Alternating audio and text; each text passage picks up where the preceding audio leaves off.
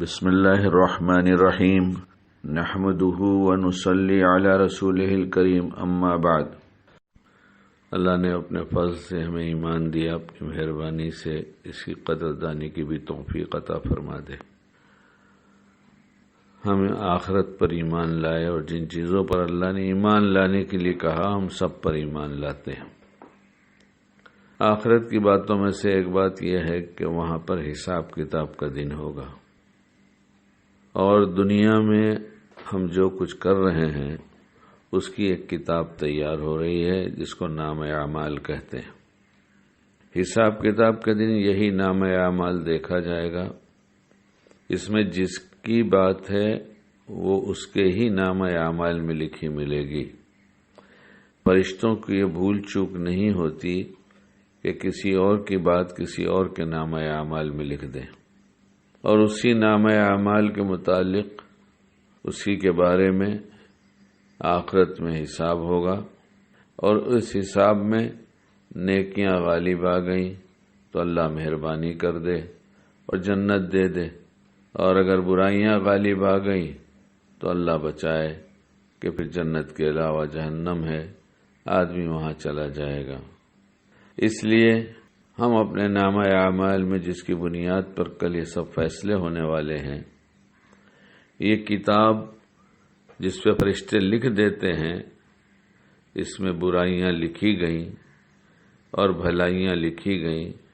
برائیاں کرنے کے بعد ایک مومن بندہ پچھتاتا ہے، افسوس کرتا ہے کہ یہ برا کام مجھ سے کیسے ہو گیا، اور پھر توبہ کر لیتا ہے کہ اللہ میں نے بہت غلط کیا، معاف کر دیجئے، اور اس توبہ میں اس کی سچی نیت ہو جاتی ہے کہ میں آئندہ اپنے اللہ کو ناراض نہیں کروں گا، تو اس کے وہ گناہ معاف کر دیے جاتے ہیں۔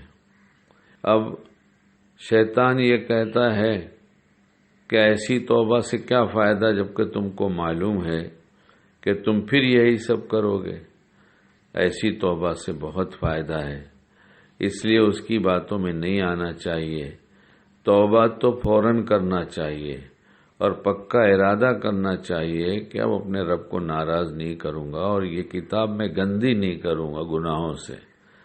اس لیے پکا ارادہ کر لے، اللہ سے دعا مانگ لے کہ اللہ میں نے ارادہ کیا ہے کہ میں اب گناہ سے دور رہوں گا، لیکن کمزور بندہ ہوں، نفس شیطان بہت شاطر ہیں، اور پھر اگر میں پھسل گیا، ان کی باتوں میں آ گیا، گناہوں میں گر گیا اور گناہ کر بیٹھا، تو میرے اللہ مجھے اول تو میں آپ سے درخواست کرتا ہوں کہ مجھے بچا لیجئے ان کے شر سے، اور اگر مجھ سے پھر یہ نادانی اور غلطی ہو جائے تو مجھے فوراً توبہ کی توفیق دیجئے۔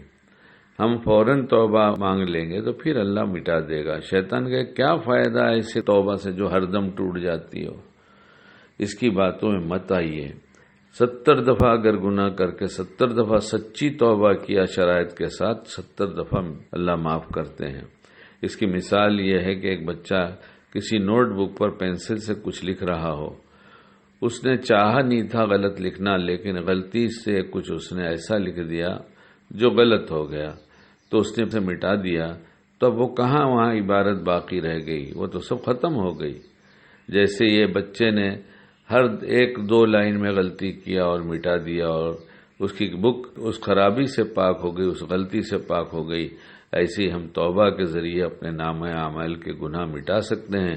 دنیا کی کوئی طاقت نہیں مٹانے والی، لیکن اگر ہم نے توبہ کر لیا تو اللہ نے ہمارے اختیار میں ہمارے گناہوں کو مٹانا لکھ دیا ہے۔ ہم سچی توبہ کر کے اپنے رب کو منا لیں، کیونکہ آخرت کے دن کہا جائے گا لے تیری کتاب، اور اسی کتاب کے مطابق جو کچھ کیا گیا ہے ویسا فیصلہ ہوگا۔ اللہ ہمیں بھلائی کرنے کی توفیق دے، برائی سے بچا لے۔